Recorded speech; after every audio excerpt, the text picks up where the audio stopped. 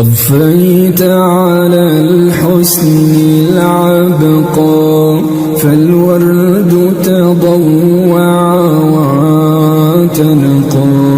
حسن يا رب لنا الخلقا، طهره فلا يحوي نزقا.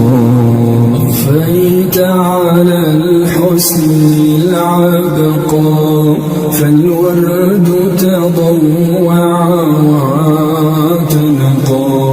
حسن يا